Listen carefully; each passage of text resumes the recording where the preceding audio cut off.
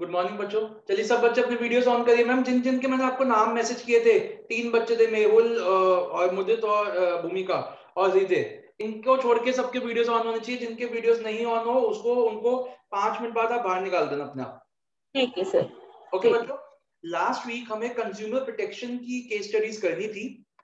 होली थी और कुछ बच्चों के मैसेज आए कि सर आज क्लास मत लीजिए, तो लास्ट वीक क्लास नहीं हुई थी। तो आज हम अपने कंज्यूमर प्रोटेक्शन की केस स्टडीज करेंगे। बहुत अच्छे क्वेश्चंस है इसमें, आई होप आप लोगों ने किए हैं। और उसके बाद एक दो इंपॉर्टेंट अनाउंसमेंट्स मुझे बतानी देनी है, आपको करनी है जिस for the rest of our classes, वो मैं बताऊंगा। तो विदाउट वेस्टिंग मच टाइम आइए कंज्यूमर प्रोटेक्शन की क्लास जो हमारी केस स्टडीज उनको शुरू करते हैं। बच्चे सब बच्चे अंश वंशिता देखिए, प्लीज बार बार रिपीट मत करवाइए, जल्दी से अपने वीडियोस ऑन करिए। मैं जब तक स्टार्ट ही नहीं करूंगा जब तक आप वीडियोस ऑन नहीं करोगे।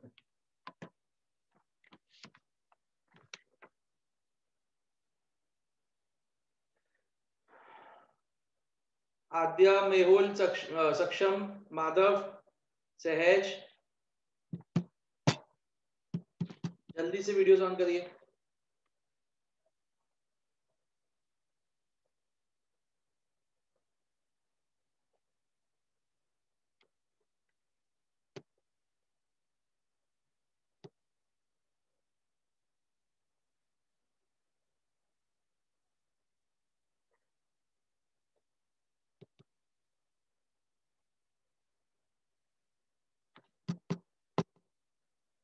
ओके चलिए बच्चों, सबसे पहले आप मैम देख लेना, मैम सबको निकालना शुरू करना, आप अपने आप ही, मेरे को बोलना ना पड़े।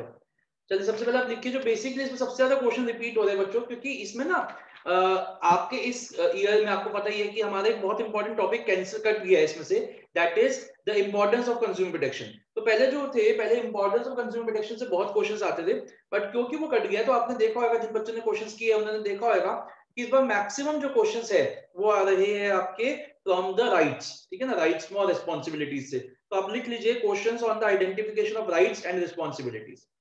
Questions on the identification of rights and responsibilities.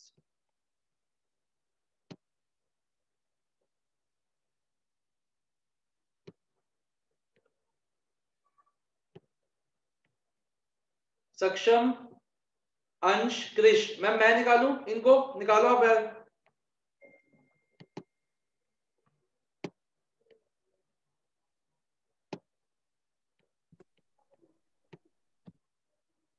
चलिए शुरू करते हैं।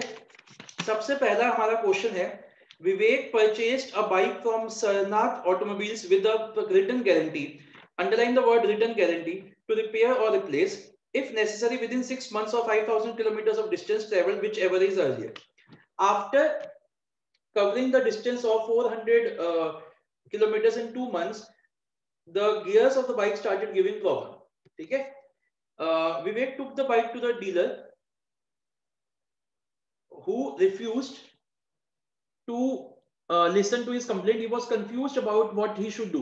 Suggest the right that Vivek may exercise. तो बताइए आपके हिसाब से कौन सा राइट है जो विवेक यहाँ पे एक्सरसाइज कर रहा है। उसके पास रिटर्न गारंटी है कि अगर कोई प्रॉब्लम आएगी तो वो अपनी उसको सॉल्यूशन मिलेगा। तो आपके हिसाब से कौन सा राइट है जो विवेक को यहाँ पे एक्सरसाइज करना चाहिए, बताइए। Right to seek redressal. नहीं, एक right to seek redressal Aadya ने बोला, और कितने बच्चों को लग रहा है राइट टू सीक रिड्रेसल इसका आंसर है?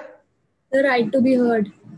वंशिता ने राइट टू बी हर्ड बोला। कितने बच्चों को लग रहा है राइट टू बी हर्ड इसका आंसर? यार दोनों नहीं हो सकते। नहीं, दोनों तो हो ही नहीं सकते ना। बट इसमें लिखा हुआ है राइट्स और राइट्स नहीं राइट्स लिखा हुआ है, नहीं बिल्कुल सही है, राइट्स लिखा हुआ है, तब तो ये दोनों होएंगे। लेकिन अगर एक ही होता, अगर राइट लिखा होता तो कौन सा होना चाहिए था करेक्ट आंसर? ज्यादा रेलेवेंट कौन सा है इसमें, बताइए। Right to be heard. Right to be heard is the correct answer. In fact आज हम इतने क्वेश्चंस करेंगे इन दोनों में, मैं आपको एक बताऊंगा भी कि कब राइट टू बी हर्ड है और कब right to be seek redressal. पहले समझो, हाँ बेटा, अगर ये राइट्स है तो आपका answer right to be heard first and right to seek redressal second होएगा। लिख लीजिए पहले तो उसका आंसर लिख लीजिए। और अगर ये राइट होता, सिर्फ राइट होता, तो आपका answer right to be heard होता। ठीक है, अब पहले समझिए कि राइट टू बी हर्ड कब होएगा और राइट टू सीक रिड्रेसल कब होएगा। बेटा राइट टू बी हर्ड है, आपने कोई चीज खरीदी, आपने कोई सर्विस ली, और उस सर्विस या उस प्रोडक्ट को खरीदने से आपको वो सेटिस्फेक्शन नहीं मिली जो आप एक्सपेक्ट कर रहे थे। आपको कहीं ना कहीं लग रहा है कि इस प्रोडक्ट में कोई ना कोई कमी है। आपने ये आवाज उठाने की कोशिश की, आपने कोई अभी तक आपने कोई चीज, कोई कॉम्पनसेशन नहीं मांगी, आपने बस ये बताने की कोशिश की मैन्युफैक्चरर को या डीलर को कि ये जो प्रोडक्ट आपने मुझे बेचा है इसमें ये कमी है, प्लीज ये यहां तक है बस। तो यहाँ पे आएगा आपका राइट टू बी हर्ड। अब क्वेश्चन उठता है कि सर फिर right to seek redressal answer कब बनेगा? राइट टू सीक रिड्रेसल आपका आंसर बनेगा जब क्वेश्चन में कोई ना कोई कॉम्पनसेशन मेंशन्ड हो। जैसे क्वेश्चन में मेंशन्ड है कि आपने एक प्रोडक्ट लिया, आपने एक चिप्स का पैकेट खरीदा, वो खराब था, आपने ये चीज कंपनी को बताई और कंपनी ने एक बास्केट भेज दी आपको एज देयर गुडविल जेस्चर कि हमने आपको एक गलत चिप्स का पैकेट दिया तो आपको हम एक बास्केट भेज दी 10 चिप्स की। यहाँ पे अगर एक राइट मांगा है तो राइट टू सीक रिड्रेसल, अगर राइट्स मांगे तो right to be heard and right to seek redressal. तो जब तक क्वेश्चन में कोई ना कोई कॉम्पनसेशन ना मेंशन्ड हो या ये ना मेंशन्ड हो कि वो कंज्यूमर ने कॉम्पनसेशन क्लेम की है तो राइट टू बी हर्ड आएगा। ये बात समझ में आ गई पहले आपको? ठीक है। और राइट टू सीक रिड्रेसल आएगा जब कोई ना कोई कॉम्पनसेशन हो जाए। और जहां अगर ऐसे क्वेश्चंस में राइट्स लिख दिया है, राइट्स, तो आपको दोनों मेंशन करने हैं, right to be heard and right to seek redressal. वरना मैंने आपको अगर एक ही लिखना है तो मैंने आपको बता दिया हर्ड कहां पे आएगा और सीक रिड्रेसल कहां पे आएगा। अभी बहुत सारे क्वेश्चन करेंगे आज ही जिसमें आपको क्लैरिटी मिल जाएगी। यहां तक बात समझ में आ गई? तो इसमें अगर हम बात करें एक मांगा होता तो आपका आंसर होता right to seek redressal, sorry right to be heard. अगर इसमें दो मांगे, जैसे इसमें दो मांगे, तो पहला राइट टू बी हर्ड, पहला right to be heard and दूसरा राइट टू सीक रिड्रेसल। ठीक है। चल लाइन कौन सी होगी? आइडेंटिफाई लाइन कौन सी? लाइन कौन सी आइडेंटिफाई की है? अच्छा, इसमें बेटा ये वाली लाइन नहीं, इसमें नहीं है, इसमें कोई लाइन नहीं है। इसमें हमारा क्वेश्चन पढ़ो, suggest the right that Vivek may exercise. Siya, इसमें हम लाइन नहीं कोट लाइन से नहीं किया। बेसिकली हुआ क्या कि उसने चीज खरीदी जो खराब निकली और उसका जो डीलर है वो मान नहीं रहा, तो अब वो कौन सा राइट एक्सरसाइज कर सकता है? राइट एक्सरसाइज करेगा, राइट टू बी हर्ड। इसमें लाइन कोई कोट नहीं कर सकते। ठीक है, okay. Next, Rita Sharma, who works as a receptionist in a school, purchased 2 shirts for $460 for her son. When she went back, she realized that the shirt was small in size. She decided to ask for a return or exchange, but the store owner refused to return the money or exchange. Rita Sharma was disheartened. Her friend advised her to go to Seva Sadan, an autonomous body working for the protection of consumer welfare. The organization helped her by explaining her the legal. इस लाइन को underline करिए। The organization explained her the legal procedure as well as educated को underline करिए. With the help of the organization, she was able to get her money back. इस line को underline करिए. She was able to get her money back. Enumerate the rights है which Rita Sharma was able to exercise with the help of voluntary organization. तो बताएगा कोई कौन-कौन से right Rita was able to exercise with the help of this organization? Consumer Right to consumer consumer education. education. Right to consumer education. Okay, rights मांग रहे हैं ना, तो आपने तो एक ही बताया अभी तक मेरे को। Right Right to to seek seek redressal. Right to seek redressal. Right, ठीक है। अब देखो बच्चों, इसमें क्या क्या है? राइट टू कंज्यूमर एजुकेशन किस लाइन से लगा? इस लाइन से, एजुकेट वाली। फिर उसमें क्या हुआ? उसके बाद आप एक और राइट लिख सकते हैं। बेसिकली राइट से तो आप सारे लिख सकते हैं। राइट टू बी हर्ड भी है और राइट टू सीक रिड्रेसल भी है। सीक रिड्रेसल किस लाइन से लगा? She was able to get her money back. और अगर सीक रिड्रेसल है और राइट्स लिखा हुआ है तो राइट टू बी हर्ड तो आप लिख ही देना। ठीक है। अगर इस क्वेश्चन में सिर्फ एक मांगा होता तो आप राइट टू सीक रिड्रेसल लिख सकते थे, लेकिन राइट से तो हम सारे पॉसिबिलिटी लिख रहे हैं। तो राइट टू कंज्यूमर एजुकेशन तो एजुकेटेड वर्ड से आ गया, उसमें राइट टू सीक रिड्रेसल भी है और उसके साथ साथ राइट टू बी हर्ड भी है। राइट टू बी हर्ड का वैसे कोई पर्टिकुलर लाइन नहीं है, लेकिन सीक रिड्रेसल के साथ हम उसको लिख देंगे अगर एक से ज्यादा राइट्स मांगे हैं तो। समझ में आ गई?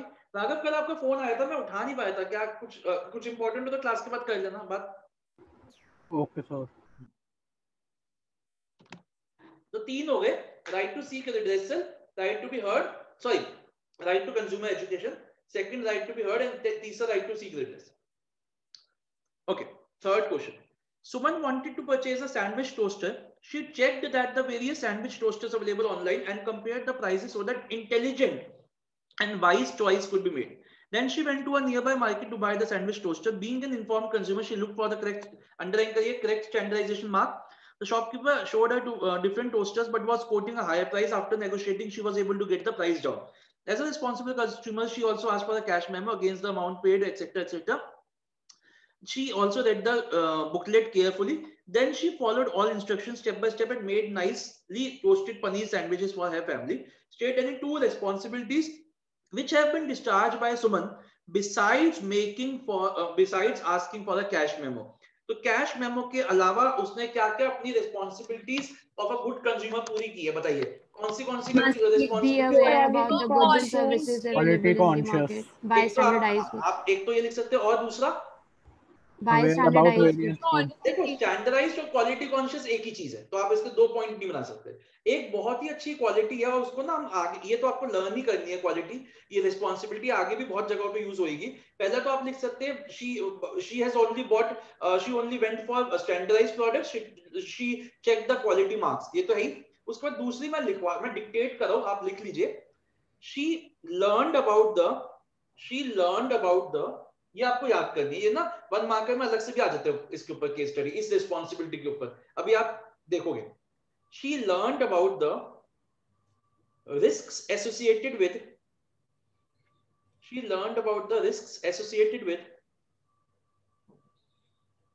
different products and services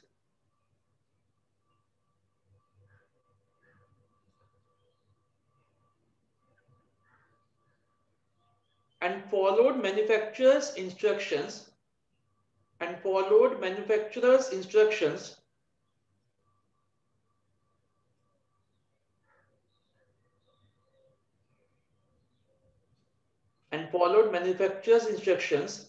and used the product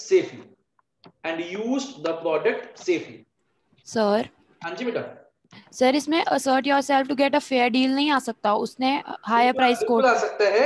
वो उस लाइन से ना जिसमें उसने वो कम करा ली थी अमाउंट, Yes, sir. प्राइस है ना, Yes, sir. वो भी आ सकता है, बिल्कुल आ सकता Sir, है। हाँ जी बेटा, sir इसमें must be aware about various goods and different services. Goods, वो भी आ सकता है, बिल्कुल आ सकता है। Must be aware about the different choices available so that a wise decision can be taken, वो सब आ सकते हैं। बट ये जो मैंने आपको लिखवाया है ना, एक बहुत अच्छी एक रिस्पॉन्सिबिलिटी है, इनके ऊपर हम आगे भी क्वेश्चन देखेंगे, इसलिए मैंने कहा कि ये लिख दोगे तो बेटर है, और कोई मतलब वैसे नंबर नहीं कटेगा। Explain two rights being discussed, तो एक तो है राइट टू चूज, उसने जो अभी इन्होंने भी बोला Right to safety. Right to, हाँ एक तो राइट टू चूज हो गया, जैसे अभी राघव ने बोला उसी पॉइंट से कि उसके पास सारी नॉलेज थी, सारे उसकी थी, और टोस्टर्स का एक टोस्टर चूज किया, और दूसरा राइट टू सेफ्टी, क्यों? क्योंकि उसने स्टैंडर्डाइज्ड मार्क्स देख के ही अपने प्रोडक्ट को चूज किया। Sir, right to be informed नहीं हो सकता। राइट टू बी इन्फॉर्म में क्या है, मतलब किस चीज की इंफॉर्मेशन आप ले रहे हो यहाँ पे? सर उसने इंस्ट्रक्शंस देके और वो राइट टू बी इन्फॉर्म्ड में ही तो अवेलेबल करवाते हैं। राइट टू बी इन्फॉर्म्ड में basically right to be informed होता है कि एमआरपी वगैरह लिखी होनी है आप, हाँ ठीक है, वो भी ठीक है, मतलब हाँ राइट टू बी इन्फॉर्म्ड भी ठीक है, बट ज्यादा अगर आप देखोगे प्राइमा फेसी देख रहे हो तो राइट टू सेफ्टी उसने मार्क्स देखे, राइट टू चूज उसने डिफरेंट प्रोडक्ट्स में से एक प्रोडक्ट निकाल लिया। मैं आपका भी ठीक है वैसे, क्योंकि उसमें इंस्ट्रक्शन मैनुअल थी, वो भी ठीक है वैसे, राइट टू बी इन्फॉर्म्ड भी ले सकते हो। तो 3 है, आप इसमें से 2 लिखने था, कोई भी 2 लिख सकते हो। ओके नेक्स्ट पे चलते हैं। अब देखो हाँ, Sumit purchased an ISI marked washing machine of famous brand, इसी में मैं बता रहा था वो जो अभी मैंने आपको एक लाइन लिखवाई है, MG from TG, the shopkeeper allowed him asked him to wait for 2 days for installation, but his friend Vivek was very fond of experimenting. He told Sumit that there is no need to wait and we can install the machine on ourselves. So both of them installed the machine without following the manufacturer's instructions. Initially the machine worked effectively and the wash was good, but after 2 days the machine started stopping in between. Sumit and Vivek tried their best to make the machine run, but they failed. Sumit therefore approached TG, which refused to provide any services on the plea that the installation of the machine was not done by the company. State the responsibility which Sumit had to fulfill as an aware consumer. तो वही बिल्कुल जो अभी लिखवाई थी, he should learn about the various risks associated with the product and service, and he should have followed the manufacturer's instructions and used the product safely. यही थी कि he should have, ये लिख के आपको लिखना चाहिए था, in this case he should have waited for 2 more days and the installation should have been done by the company's official.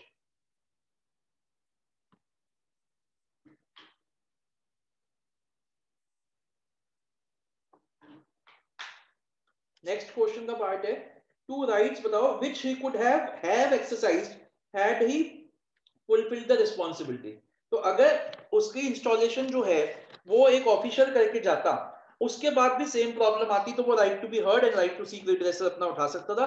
पहले वो हर्ड करता और उसके बाद वो अपना कोई ना कोई इसमें कंपनसेशन क्लेम कर लेता। अगेन यहाँ पे राइट्स मांगे 2, इसलिए मैं 2 लिख रहा हूँ। अगर एक ही मांगा होता तो पहले तो मैं राइट टू बी हर्ड ही लिखता। Next, identify the right of, हाँ जी भूमिका। सर बट कंपनी ने उसकी प्रॉब्लम तो सुनी, तो पहले सीक्रेट रेसल नहीं आना चाहिए क्योंकि हर्ट तो वो हो ही चुका है। कंपनी ने कहाँ सुनी उसकी प्रॉब्लम? कंपनी ने तो अभी सुनी नहीं। अभी तो वो टीजी पे गया और टीजी वाले ने बोला कि अभी इंस्टॉलेशन ही नहीं हुई तो मना, मतलब हम तो कुछ कर ही नहीं सकते। तो कुछ हुआ थोड़ा ना। राइट टू बी हर्ड में तो होता है कि आपकी कोई प्रॉब्लम है तो उसको सुना जाएगा, उस पर होएगा। इस पर तो साफ रिफ्यूज कर दिया है ना। अभी तो इसमें तो कोई ऐसे सुनना थोड़ी ना है। कोई आप ये कह, मतलब आपने एक बात बोली कि आपको प्रॉब्लम है, उन्होंने कहा जी हम कुछ कर ही नहीं सकते क्योंकि आपने इंस्टॉलेशन ही हमसे नहीं करवाई। कहाँ सुनी बात? इसमें तो वो कह रहे हैं कि अगर उसने इंस्टॉलेशन करवाई होती तो वो क्या कर सकता था। तो ये तो दूसरी, ये तो पार्टी दूसरा है। अगर उसने इंस्टॉलेशन करवाई होती तो वो क्या कर सकता, तो उसको अपनी आवाज उठानी चाहिए थी सबसे पहले और फिर उसको रिड्रेसल लेना चाहिए। क्वेश्चन का पार्ट है इफ ही वुड हैव। समझ में आई बात? ठीक। Identify the right of a consumer which consumer organisations, बेटा इस लाइन को अंडरलाइन करिए। Consumer organisation helps a consumer to claim by performing the function of encouraging consumers to strongly protest and take an action, an unfair action against unscrupulous etc. unfair trade practice of seller. बताइए। Right to seek Right to redressal. consumer education. Right to be heard. एक minute, पहले तो बच्चे वो बताइए मेरे को, right to consumer education किसने बोला? आवाज तो आई थी, सिया की आई थी, है ना? तो मैंने राइट टू बी हर्ड बोला था। अच्छा, राइट टू कंज्यूमर एजुकेशन किसने बोला बेटा?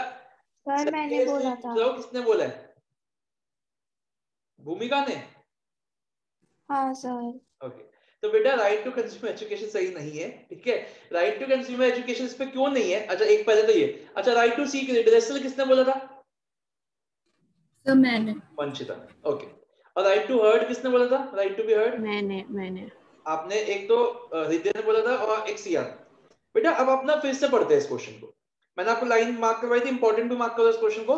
Identify the right of a consumer under CPA which consumer organisations help a consumer to claim by performing the function of. मतलब वो राइट बताइए जो ये ऑर्गेनाइजेशन कहती है कंज्यूमर को क्लेम करने को by encouraging them to strongly protest and take action against unscrupulous। मतलब अगर मैं आपको कहता हूं कि तुम अपना राइट एक्सरसाइज करो और प्रोटेस्ट करो, तो तुम कौन सा राइट एक्सरसाइज करोगे अपना?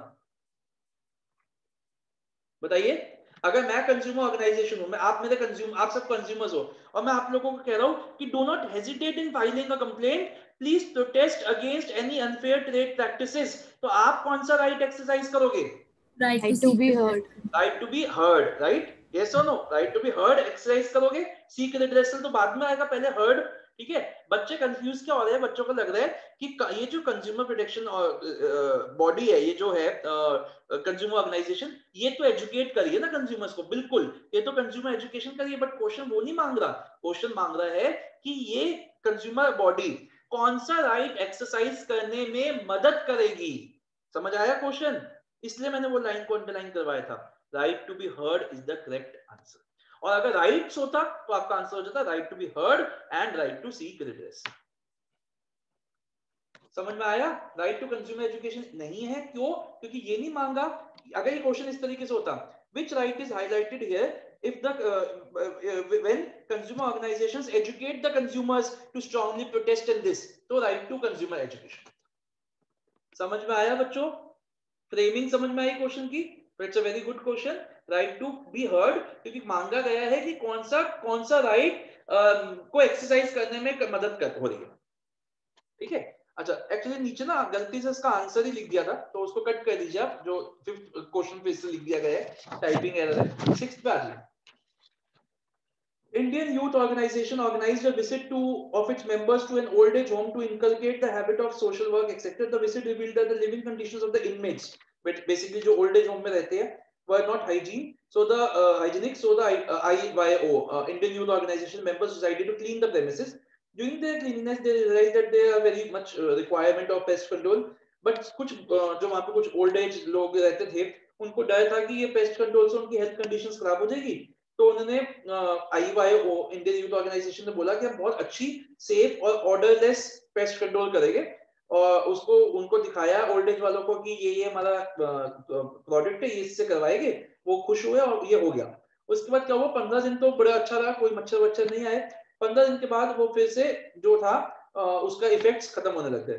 तो अब क्या हुआ कि उन्होंने उनको कंपनी को अप्रोच किया जिन्होंने किया था पेस्ट कंट्रोल, लेकिन 1 महीने के बाद भी वो जो है कुछ वो आए नहीं, और इन्होंने कंप्लेंट कर दी कंज्यूमर कोर्ट में।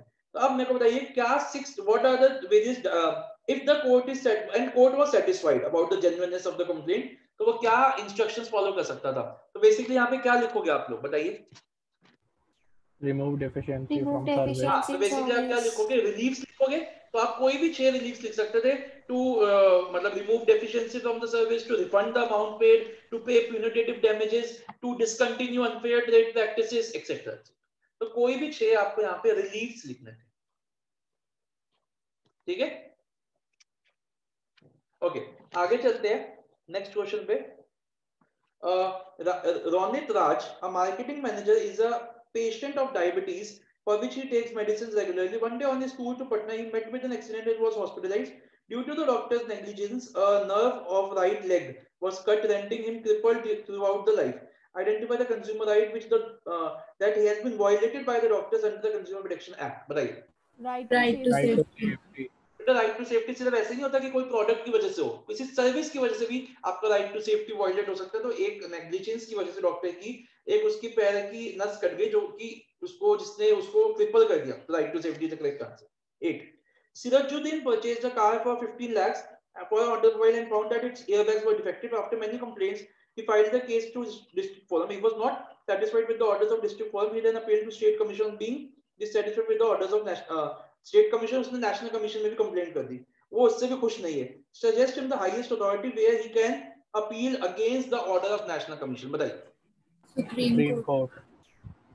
राघव आपने क्या बोला? Supreme court. Supreme court. Vanshita आपने क्या बोला? Supreme court. और अनन्या आप क्या बोलना चाहती हो? सर आप वो कहीं पे भी नहीं अप्रोच कर सकते। एग्जैक्टली, क्या बात हो गई राघव और वंशिता, याद करो। सुप्रीम कोर्ट में वो केसेस जा सकते हैं जो नेशनल कमीशन में डायरेक्टली जाए, फिर तो डिस्ट्रिक्ट में गया, फिर स्टेट में गया, फिर नेशनल में गया। तो इसका आंसर क्या है? he cannot appeal for any further to any other authority because only those cases वाली लाइन लिखोगे which were originally filed in national commission can be appealable to Supreme Court, and in this case the appeal was, the complaint was first made to district forum. No, he cannot. Okay, next वाला बच्चों 9th और 10th question को दोनों को important mark करो, और दोनों से हमारे को राइट टू बी हर्ड और राइट टू सीक रिड्रेसल के बारे में और थोड़ा हमारा को ज्ञान हमारा बढ़ेगा। Manuj bought a packet of chips from a local shopkeeper and found that ingredients given on the label were not legible. He complained about it to the company. The company sent a written apology, underline करिए, stating that they will make sure that the eating packets are withdrawn from the market and the new packets with legible labels are soon made available. State the consumer right Manuj exercise. तो हुआ क्या basically, मनुज ने chips मंगवाए और उसमें देखा गया इसने कि लेबल इज नॉट करेक्ट, तो उसने कंप्लेंट की और कंपनी ने अपनी गलती मांगी और बोला हम अगली बार ध्यान रखेंगे और ऐसा ऐसा करें। ठीक है, अब एक मिनट दूसरा क्वेश्चन पढ़ते फिर आंसर देंगे। सुमन bought a box of cheese of a reputed brand from a local shopkeeper. On opening the box, she found that a piece of stone in the cheese. She reported the matter to the shopkeeper, who forwarded the complaint to the company within a week. इस लाइन को underline करिए। The representative of the company visited Suman's residence with an apology and as a replacement offered a new cheese pack with 4 other varieties of cheese as compensation for the inconvenience caused to her. तो मेरे को पहले बताइए दोनों question में कोई फर्क है या नहीं है? Yes sir. अब फर्क क्या है कि जो पहले वाला क्वेश्चन ऑप्शन वाला उसमें ये है कि कंपनी ने गलती मानी और उन्होंने कहा चलो हम आगे इसको ठीक करेंगे। ठीक है, और इसमें क्या है, उन्होंने गलती तो मानी प्लस उन्होंने उसकी रिप्लेसमेंट भी साथों साथ साइड बाय साइड भेज दी। हमें राइट लिखने हैं, दोनों में राइट लिखना है, राइट्स नहीं लिखने। तो मेरे को बताइए किस, हाँ बताइए सिया, आप म्यूट हो, बताइए। तो ऊपर वाला राइट टू बी हर्ड है और नीचे वाला टू सीक रिड्रेसल है बिकॉज़ हाँ, मैं वही कॉम्पेंसेशन। पूछा था, यही आंसर है बिल्कुल जो सिया ने बोला। जो ऊपर वाला क्वेश्चन है that is right to be heard, क्योंकि उसकी बात मानी गई और उसने वॉइस रेज किया, उसकी बात मानी। और नेक्स्ट है राइट टू सीक रिड्रेसल, क्योंकि उसमें कंपनसेशन भी साइड बाय साइड मेंशन हो गई। और अगर ये राइट्स होता तो ऊपर वाले में भी दोनों आ जाते और नीचे वाले में भी दोनों आ जाते। बताइए समझ में आ गई बात? अब इससे क्लैरिटी आई कि कब राइट टू बी हर्ड आएगा, कब राइट टू सीक रिड्रेसल आएगा। ठीक, ओके नेक्स्ट। तो दोनों को इंपॉर्टेंट मार्क करिए क्वेश्चंस को। Manvendra always went to a specific shop to buy, किसी के मन में कोई डाउट तो नहीं? To all the consumables and non-consumable in this shop, the variety of products of different brands, underline kariye word, variety of products of different brands were displayed nicely, and the salesperson are also very good, give the sales presentation. But this shop was quite far away from his residence. His friends Anand always wondered why Manvendra wasted so much of time in going to a shop whereas there were many big brands near his residence. Anand asked this from his friend. उसके friend ने उसको बताया कि वो ऐसा इसलिए कर रहा है क्योंकि वो अपना एक राइट एक्सरसाइज कर रहा है। तो बताइए वो कौन सा राइट आपके हिसाब से है जो मनवेंद्र को इतनी दूर लेके जा रहा है? Right to choose. Right to choose. इसमें क्लाइंट मेंशन है कि उस दुकान में बहुत वैरायटी की चीजें उसको मिलती है। बिल्कुल सही। Himesh, after completing his graduation, started working with a multinational company, Delhi, but due to his ill health of his parents, he has to come back to his village. There he noticed that the villagers were literate but ignorant about their rights. पढ़े लिखे तो थे लेकिन पता ही नहीं था उन बेचारों को। Many vegetable vendors were using stones as weights. ठीक है। Some shopkeepers were selling food items without FPO. The villagers did not find anything wrong with these practices. So to create awareness among them, he published a weekly journal, Jan Jagriti, state the right which Himesh exercised by doing so. बताइए। Right to consumer education. किसी के मन में कोई और answer? नहीं, बिल्कुल सही है। राइट टू कंज्यूमर एजुकेशन, उसने अपने गांव में जो भी लोग थे उनकी एजुकेशन बढ़ाने की कोशिश की with respect to consumer awareness. On Sonika's birthday, her mother gave her a pair of gold earrings. After 1 month, Sonika observed that the earrings were losing their shine. She checked the mark on the earrings and found that it was not a proper hallmark and her mother has been cheated. She filed a complaint to the district forum which rejected it. Okay. Not satisfied by the decision of district forum, she was very much disturbed, and after 2 months, she decided to appeal further. Can Sonika appeal against the decision of district forum? If give reason in support of her answer, right? Sir 30 days में करना होता है। अच्छा, कोई बच्चा ये कहना चाह रहा है कि वो स्टेट कमीशन में अप्लाई कर सकती है? किसी को लग रहा हो? नो, बिल्कुल सही आपने बोला, क्योंकि जो अपील होती है वो विद इन 1 मंथ होती है। तो इसका आंसर होगा no, she can not appeal in the state commission against the order of the district forum as 2 months have already been passed from the date of passing of the order. Next का भी बिल्कुल same answer, इसमें भी यही कुछ हुआ था कि उसने स्टेट कमीशन में किया था, वो सेटिस्फाइड नहीं थी और वो 2 महीने के बाद अपील करने जा रहा था हिमांशु। तो बिल्कुल सेम आंसर है, बस वो डिस्ट्रिक्ट की जगह स्टेट हो जाएगा, स्टेट की जगह नेशनल हो जाएगा और सोनिका की जगह हिमांशु हो जाएगा।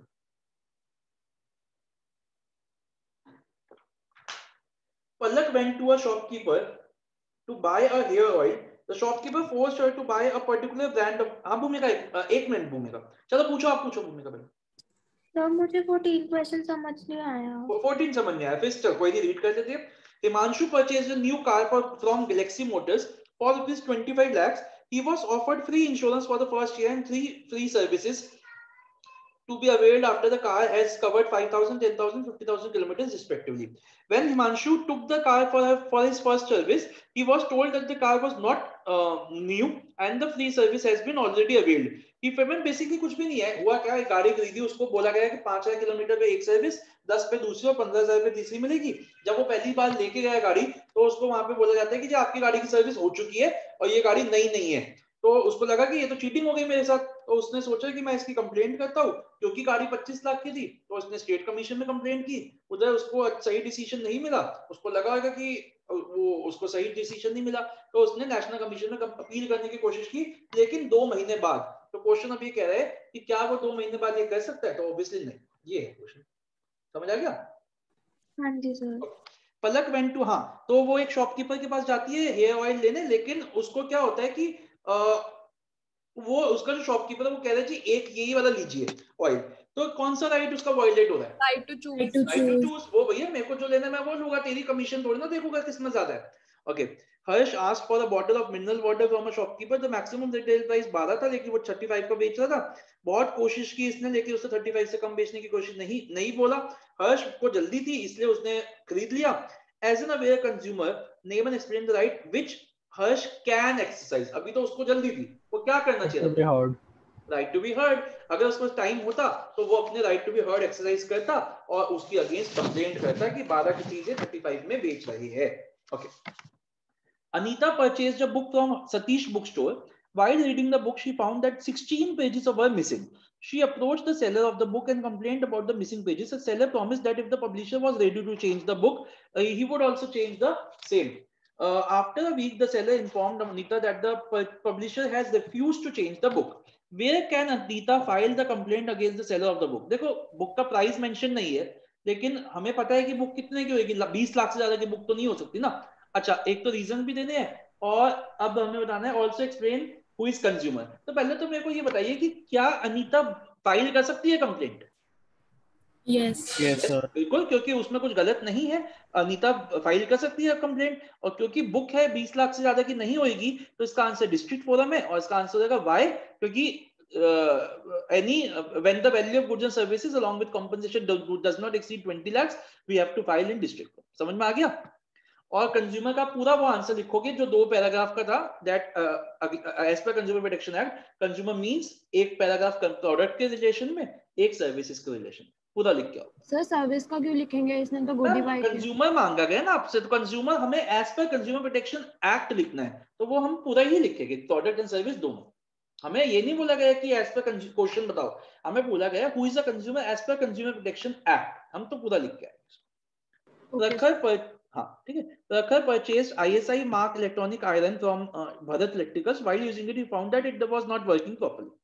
He approached the seller and complained about the same. Seller satisfied Prakhar by saying that he will ask the manufacturer to replace it. The manufacturer refused to replace and Bharat Electronics जो भी है जिससे उसने खरीदा, decided to file a complaint in the consumer court. Can Bharat Electricals do so? Why? Also explain who is a consumer. तो who is a consumer तो same ही है, छोड़ दो उसको। पहले तो बताइए क्या भारत इलेक्ट्रिकल फाइल कर सकता है complaint? Yes sir. Yes.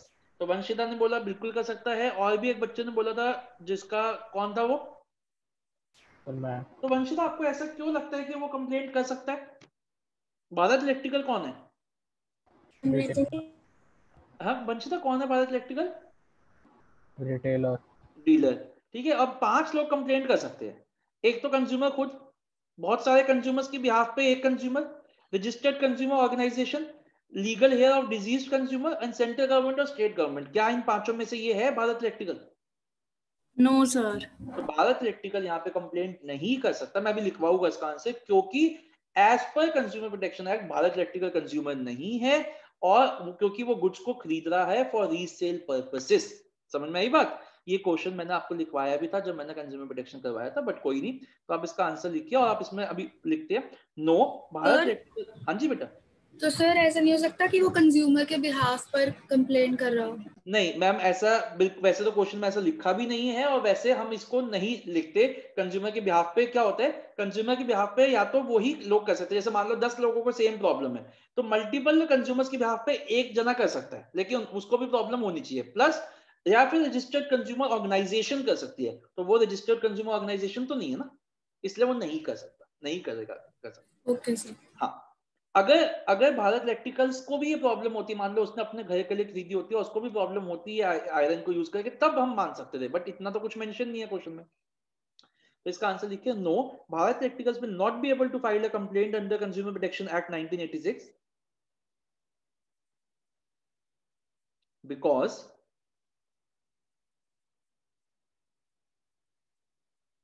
because according to this act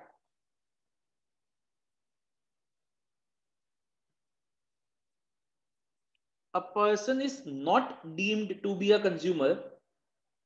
A person is not deemed. Deemed का मतलब होता है, पहले स्पेलिंग लिखो DEEMED. Deemed का मतलब होता है assumed. A person is not assumed to be a consumer if he buys goods for resale or commercial purpose. If he buys goods for resale or commercial purpose. और उसके बाद आप next paragraph में लिखोगे as per consumer protection act, consumer means this जो भी था पूरा। एंड उसके बाद अगर आपका वैल्यू ज्यादा है क्वेश्चन की तो आप लिख सकते हो लास्ट में, so in this case Bharat Electricals is buying goods for reselling purposes and therefore he is not a consumer. Okay. Mrs. Annu Arora bought a recliner from an online store, 50,000 का उसका अपने बच्चे के लिए लाई वो, और वो उसे पूरा पैसे भी दे दिए, लेकिन वो उसके घर तक डिलीवर नहीं की गई।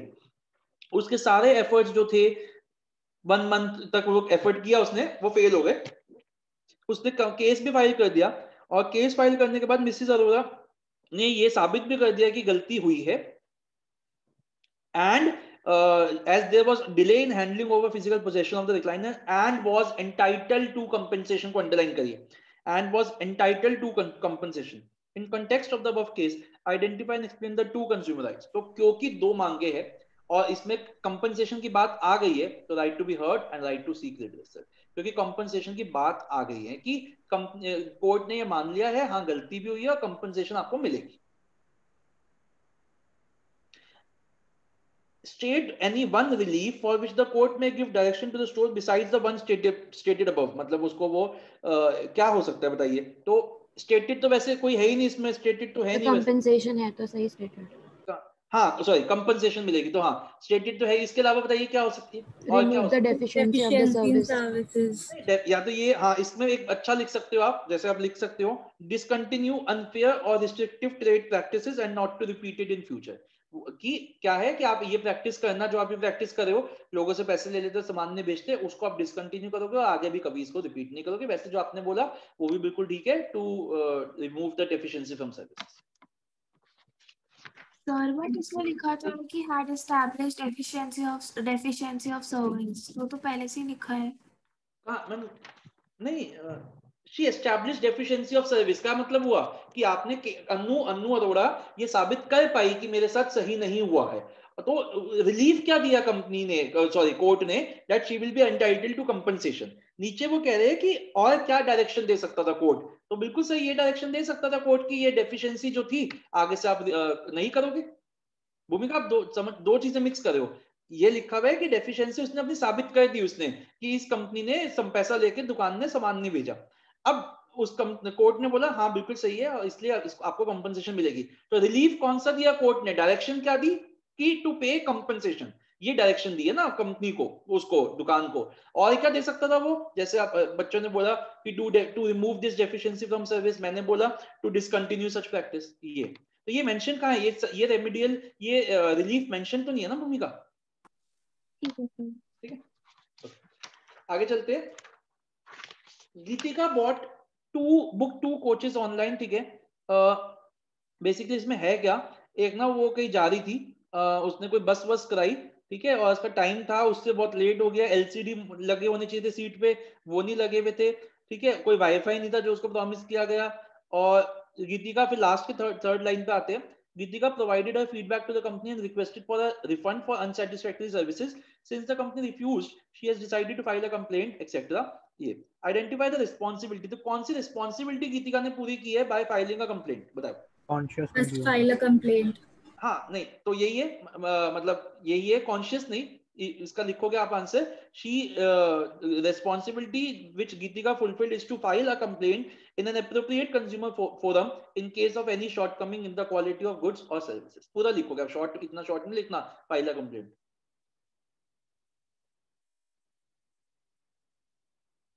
और कौन से लेवल पे उसको कंप्लेंट करनी चाहिए थी अगर वो मतलब की होगी उसने, बताइए? District forum. 20 लाख से ज्यादा की टिकट तो हो नहीं सकती। और क्या क्या रिलीफ दे सकते हैं? रिलीफ और डायरेक्शन एक ही चीज होती है, रिलीफ और डायरेक्शन एक ही चीज होती है। तो क्या क्या रिलीफ दे सकता था कोर्ट? एक तो रिफंड करो प्राइस, कंपनसेशन, हाँ एक तो रिफंड करो, एक ऑफर मतलब एक रिक्वायर्ड अमाउंट ऑफ कंपनसेशन, या फिर पे फॉर द प्यूनिटिव डैमेजेस अगर उसके और भी कोई लगे, तो कोई भी आप दो इसमें से लिख सकते हो। बेटा 21 को इंपॉर्टेंट मार्क करो। मेरे को तो इंपॉर्टेंट लग रहा है, हो सकता है आपके आंसर सही भी हो, बट मेरे को ये इंपॉर्टेंट क्वेश्चन लगा, बताऊंगा क्यों। आफ्टर हिज एंगेजमेंट बद्री टुक, बेसिकली मैं बताता हूँ इसमें हो क्या रहा है, बड़ा फनी सा है। एक लड़के का एंगेजमेंट होती है, तो वो बंदी को लेके जाता है अपना 5 स्टार होटल में, और वहां पे बढ़िया सा खाना वाना खिलाते हैं, और जैसे ही पेमेंट का टाइम आता था वो बड़े स्टाइल में वॉलेट में से निकालता है कार्ड, लेकिन क्या पता चलता है कि कार्ड तो वहां चल ही नहीं रहा। और क्यों नहीं चल रहा? क्योंकि जो बैंक का सर्वर है वो डाउन है। अब बेचारे के पास क्या होता है, पैसे नहीं होते करने की, तो ये तो बड़ी ऑकवर्ड सिचुएशन हो जाएगी ना। फियांसे के साथ गया है और उसी से बोले यार थोड़ा पैसे दे दो, तो थोड़ा सिचुएशन थोड़ी ऑकवर्ड हो जाएगी। अब बेचारा तो देखो उसकी तो गलती नहीं है ना, बेचारा तो अपनी तरफ से कार्ड लेके गया था। यहाँ तो कहीं ना कहीं गलती किसकी है कि मेरे साथ तो क्या हुआ कि बैंक का जब भी ऑनलाइन सिस्टम नहीं वर्क करता तो बैंक वाला मेरे पास एक मैसेज, मेरे बैंक से तो मैसेज आता है कि due to some upgradation our system our banking services can be affected, online services can be affected, so please avoid making any digital payment between this to this, ऐसा लिखा होता है। ठीक है, अब इससे क्या होता है कि मेरे को इन्फॉर्मेशन मिल जाती है। अब आपको पता ही होगा कि मान मीटर लगा है तो अगर एनटीपीसी की लाइट जाती है तो आपके घर में मैसेज आ जाता है। अब देखो मान लो आपने किसी को घर पे बुला रखा है, ठीक है, और लाइट चली जाए तो ऑकवर्ड सिचुएशन हो जाएगी ना। थोड़ा समझ के देखो, मतलब आपको तो मन में लड्डू भी फूट सकते हैं आपके, लेकिन नहीं, वैसे तो ऑकवर्ड सिचुएशन हो जाएगी, लाइट चली जाएगा। तो इन्फॉर्मेशन क्या हो रहा है, कौन सा राइट आपका वायलेट हो रहा है? अगर आपको ये पता नहीं चल रहा कि कंपनी की आपका सर्विस प्रोवाइडर के साथ ये प्रॉब्लम चल रही है, तो बताइए क्या हो सकता है? Right to be informed. Right to be informed. एक बच्चे ने क्या कुछ और भी आवाज आई थी, राइट टू बी इन्फॉर्म्ड है या कुछ और है इसका answer? Right to be informed correct है। मैं आपको बताता हूँ एक्चुअली ये बहुत इंपॉर्टेंट है। जैसे मेरे घर पे वाईफाई लगा हुआ है जियो का, तो कभी कभी इनकी मेजर अपग्रेडेशंस होते हैं, उस टाइम पे 2-2 घंटे तक वाईफाई नहीं चलता, तो पहले ही मैसेज आ जाता है कि due to the upgradation in our system हमारा आपका वाईफाई सर्विसेज सही है ना। अब हम उस वक्त वाईफाई लगा ले, क्लास शुरू कर दे, पता चले बीच में से हम निकल गए और जो बच्चा होस्ट बना उसने क्लास में गंदी गंदी गाने वाने चला दिए, है ना। तो हमें पहले ही पता है कि अभी हमें क्लास में वाईफाई से नहीं चलानी, क्लास को 4G नेटवर्क जो हमारा फोन उसका है उसी से चलानी है। तो it is a very important चीज। उस लड़के ने गलत नहीं किया था, वो तो बेचारा अपने कार्ड लेके गया, अब उसके साथ इतनी ऑकवर्ड सिचुएशन हो गई। Right to be informed is the correct answer. Okay, Sulochana bought a geyser, इसमें वो गीजर लेके आती है और वो पूरा उसका स्टैंडर्डाइजेशन मार्क को ट्रस्ट करके लेके आती है, और लगने के बाद क्या हुआ, वो गीजर फट गया और उसकी फैमिली और इलेक्ट्रिशियन को बड़ा रिस्क पे था, लेकिन हुआ कुछ नहीं। तो उसको कंज्यूमर कोर्ट पे लेके गई इसको, और सबको जो भी इसके पीछे थे उनको मतलब सबक भी सिखाया, पेनल्टी भी प्रूव करी और कॉम्पनसेशन भी उसको मिल गई। तो कौन सा राइट उसका वॉयलेट हुआ है? वॉयलेट कौन सा राइट हुआ? Right to safety. Right to safety, बिल्कुल सही, वॉयलेट। और कौन सा राइट उसने मोबिलाइज किया अपना? अगर एक मांगा है सिर्फ, इसलिए राइट टू बी हर्ड है, ठीक है। अगर 2 होते या राइट्स होता तो राइट टू सीक रिड्रेसल भी इसमें आता। क्लियर? सर इसमें पहले राइट टू सीक रिड्रेसल नहीं आ सकता। Bought those responsible and demanded for a penalty and compensation, ठीक है। डिमांडेड है मतलब क्या हुआ कि उसने अपनी कंप्लेंट उठाई और उसने बोला कि मेरे साथ ये प्रॉब्लम हुई है तो मुझे कॉम्पनसेशन मिलनी चाहिए। अभी कोई ऐसा तो नहीं लिखा ना कि मिल गई, ठीक है। क्या हुआ, अभी तो आपके घर में एक प्रोडक्ट आप लेके आए, वो खराब निकला, बिल्कुल खराब है, तो आपने कंप्लेंट की और बोला कि मेरा प्रोडक्ट ये जो मैं था वो गलत मिला है मेरे को इसके लिए कंपनसेशन मिलनी चाहिए। तो ये तो राइट टू बी हर्ड ही है ना। अगर यहाँ लिखा होता है कि the court has accepted this claim and has ordered for compensation, then it would have been right to seek redress। समझो लाइन की वर्डिंग को समझो। ओके, चल। वस्त्र limited is engaged in manufacturing apparels, ठीक है।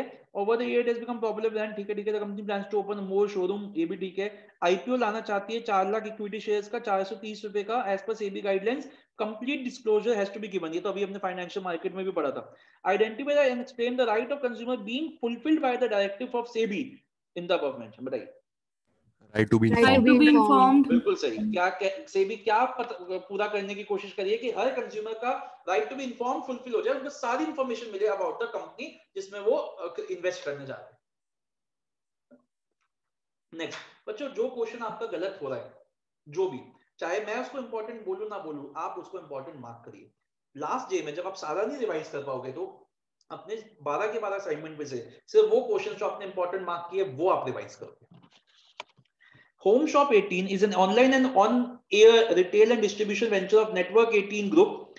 It is a part of the Network 18 Media, etc., operated by Reliance Industries. Currently, homeshop18.com comprises of more than 15 categories, namely mobile, etc., etc. to name a few. The company offers a wide variety of goods under each of these categories. Identify and explain the relevant consumer right being promoted by the company. बताइए. Right to Right to choose. choose. Right to choose क्योंकि wide variety है और मतलब product line भी बहुत बड़ी है और हर product line की wide variety है. After completing his education, Aman opened a small restaurant in posh area. ठीक है. उसने वहां पे 2 AC लगाए. AC 20,000 का था. उसको पता चला कि एक कंप्रेसर खराब है एक AC का. बड़ी कंप्लेंट की. उसके बाद भी वो ठीक नहीं हुआ. So he felt disappointed and उसने लीगल एक्शन के लेने के बारे में सोचा और टू गेट द कंपनसेशन. कौन सी एजेंसी में उसको कंप्लेंट करनी चाहिए बताइए. District forum. डिस्ट्रिक्ट फोरम क्योंकि 20,000 का एक एसी था और 2 डायरेक्शंस जो क्या दे सकती थी court district forum to remove the defects and to replace the AC if the it can not be repaired.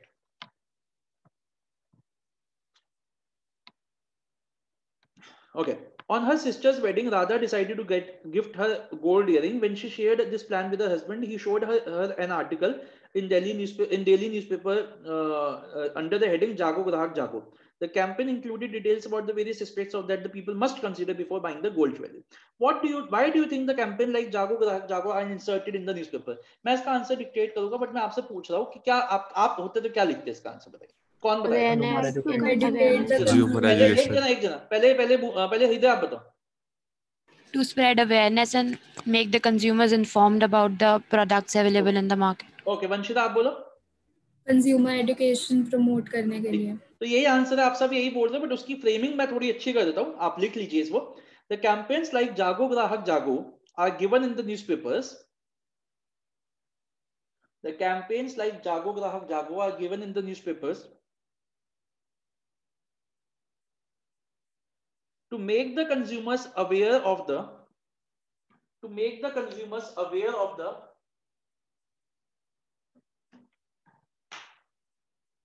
various undesirable activities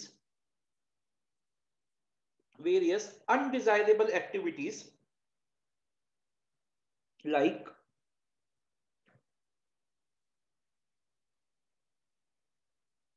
unscrupulous, unfair trade practices, etc.,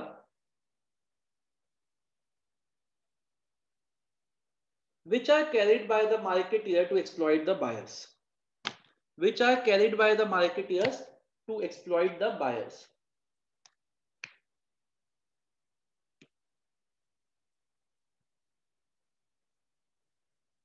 चलिए सेकंड पार्ट पे, ये कौन सा राइट फुलफिल होता है consumer का by this initiative?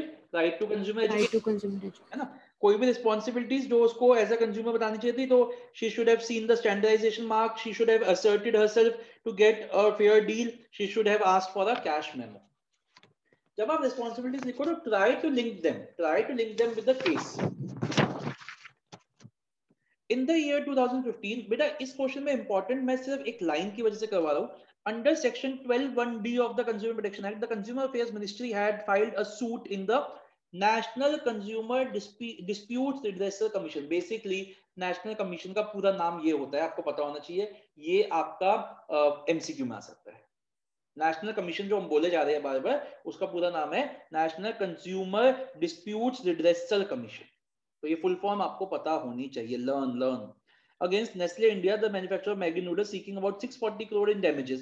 Name any other 2 parties beside the government who can file a complaint. Consumer, registered consumer organization. Why has government filed the suit again in a National Commission except this year, NCDRHC, and no other level? बताइए क्या लिखोगे इसका answer? क्यों उसने national commission में complaint की? Because the damage and the value of goods and services along with the compensation claimed exceeds rupees 1 crore. ठीक है. ओके, अब आइए, इसमें क्या है कि एक कंपनी है भारती एयरटेल, इसके बड़े सारे मिलियन सब्सक्राइबर है, 3rd largest in the world है. उसका एक एयरटेल का मोबाइल कस्टमर केयर है, 121 नंबर है. 24 आवर्स आपका कस्टमर केयर पे आप अपने फोन से मिला सकते हो. अगर आप उनसे सेटिस्फाइड नहीं हो तो आप उसमें लिखा है कि आप अपने एरिया के नोडल ऑफिसर पे कंप्लेंट को फॉरवर्ड करिए. तो कौन सा राइट फुलफिल कर रही है ये इस केस में? Right to be heard. और कौन सा, ये बहुत इंपॉर्टेंट है, मार्केटिंग वैसे तो आप लोगों ने कर ही रखा है। देखो इसको कहते हैं multi disciplinary questions. What are multi disciplinary question? जब एक क्वेश्चन 2 चैप्टर से बनता है। Multi disciplinary question, name the function of marketing being performed by the company. कौन बताएगा? फंक्शन ऑफ मार्केटिंग बीइंग, सब जो किसी को नहीं आता। 12 फंक्शन है ना फंक्शन ऑफ मार्केटिंग। जो होता है कौन सा होता है? लास्ट स्टेप जो होता है मार्केटिंग का। लास्ट स्टेप जो होता है मार्केटिंग का, लास्ट स्टेप कौन सा होता है मार्केटिंग का? सर वो service centres. Exactly, customer support services. और मैंने ये बहुत इंपॉर्टेंट भी मार्क करवाया था, याद करो 12 थे और 12 में से मैंने 5 इंपॉर्टेंट मार्क करवाए थे। मार्केट प्लानिंग, मार्केट वो एनालिसिस वगैरह, और उस पर कस्टमर सपोर्ट सर्विसेज था, याद करो। तो कौन क्या है ये? Customer support service. क्या भेजा है भाई इसने ग्रुप पे? अभी क्या भेज रहे हो? चलो आगे चलते हैं। गौरव, अच्छा आ जाओ यार। कौन निकल गया? हाँ 1 minute Krishna.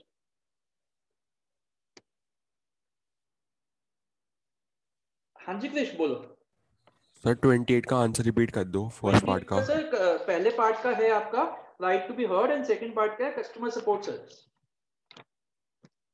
Gaurav purchased a pack of sweets for his son from a shop nearby. After consuming these sweets, उसकी बच्चे की कंडीशन खराब हो गई और उसको हॉस्पिटल में एडमिट करना पड़ा। Later on decide laboratory test के बाद पता चला कि वो जो स्वीट्स थी वो अडल्टरेटेड थी। पहले तो बच्चे आप लोग अडल्टरेशन मत करो और सारे वीडियोस ऑन करिए, पता नहीं क्या कर रखा है पीछे वीडियोस में बंद करके क्या कर रहे हो। तो वो क्या प्रिकॉशन लेना चाहिए था बताइए उसको, गौरव को? Check the quality of sweets. He should have checked the quality assurance marks like FPO and FSSAI in case of food items. और कौन सी जगह पे उसको कंप्लेंट करना चाहिए था? कौन सी एजेंसी पे? तो डिस्ट्रिक्ट फोरम। अरे पार्ट को रिपीट कर दो। हाँ, he should have checked the quality assurance marks like FPO and FSSAI on the label while purchasing the food products.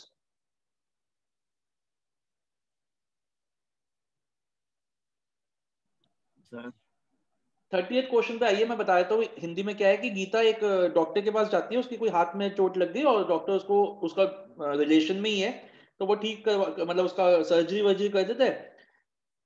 Doctor उसकी सर्जरी के बाद उसका जो वुंड है वो और खराब हो जाता है क्योंकि डॉक्टर ने जो वो किए थे इक्विपमेंट्स यूज किए थे वो स्टरलाइज नहीं थे, ठीक है।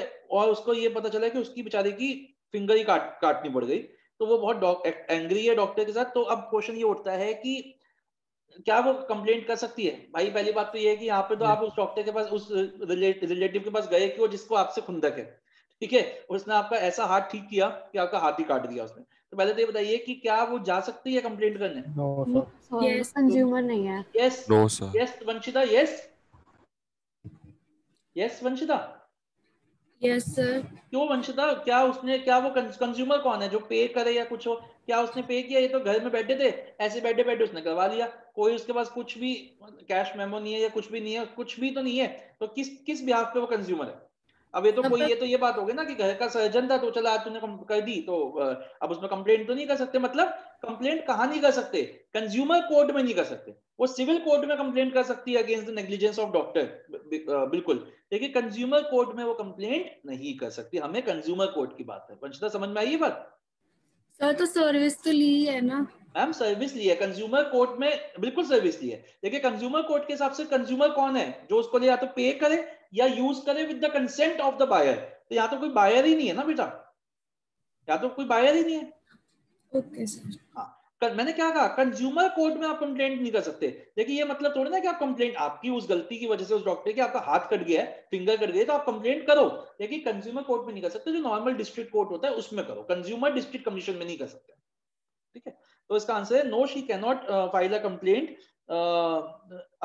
Under the consumer protection act. This is because she is not a consumer as she did not pay for the services availed, ठीक है, correct, okay. Abhishek bought a bottle of disinfectant, ठीक है, वो लेके आया, उसका नॉब जो थी वो एक स्पेशल तरीके से खुलनी चाहिए थी, अगर वो वैसे नहीं खुलती तो वो मतलब उससे इंजरी हो सकती है, और ये मेंशन नहीं था कहीं पे भी। और उसने जब खोलने की कोशिश की तो उसकी आंख में वो चला गया थोड़ा सा और उसको उसकी विजन खराब हो गई। तो कौन सा राइट कंज्यूमर का यहाँ पे वायलेट हो रहा है? Right to be informed. Right to be informed, यहाँ पे राइट्स लिखे हैं तो इसका मतलब दो लिखने, राइट टू बी इन्फॉर्म बिल्कुल ठीक लिखा आपने, एंड उसके साथ साथ राइट टू सेफ्टी, दो है यहाँ पे राइट्स लिखे, राइट्स अगर एक होता तो राइट टू बी इन्फॉर्म बिल्कुल ठीक था। आगे बेटा प्लीज, मैंने आपको पहले भी बोला है कि S has a greater relevance in case studies, please do not ignore it. और दो डायरेक्शन क्या दे सकते थे कंज्यूमर कोर्ट इसको, कि एक तो to not to offer hazardous goods for sale, ये हैजार्डस गुड है, मैं कोई भी लिख सकते हैं बट मैं रिलेट करने की कोशिश कर रहा हूं, and to pay a reasonable amount of compensation to जो भी नाम था उस लड़के उसका। Okay lastly Ved purchase some medicine for ₹1000 from for his wife from a chemist, और पता चला कि उसने कैश मेमो नहीं लिया, जब वो घर लेके आया तो वो दवाइयाँ ठीक नहीं थी, हॉस्पिटलाइज करना पड़ा, पता चला कि दवाइयाँ नकली थी। क्या वो कंप्लेंट कर सकता है? No, he can not complaint as he did not take the cash memo which acts as a proof of purchase. बच्चों अभी लीव मत करना, बहुत दो तीन बातें बहुत इंपॉर्टेंट बतानी है। पहली बात तो ये बच्चों कि अब हमारा ये केस स्टडी 7 चैप्टर्स की हो गई। नेक्स्ट संडे को 3:30 बजे नॉर्मल टाइम पे हमारी केस स्टडीज होगी, 8वां चैप्टर जो कि है मार्केटिंग। हम मार्केटिंग करेंगे, ठीक है, पहले इस बुक को खत्म करते हैं, इससे पहले मार्केटिंग करेंगे और उसके बाद फिर फाइनेंशियल मार्केट। मैंने आपको मार्केटिंग के भी केस स्टडी सेंड कर रखी है, ठीक है, पहली बात तो ये होगी।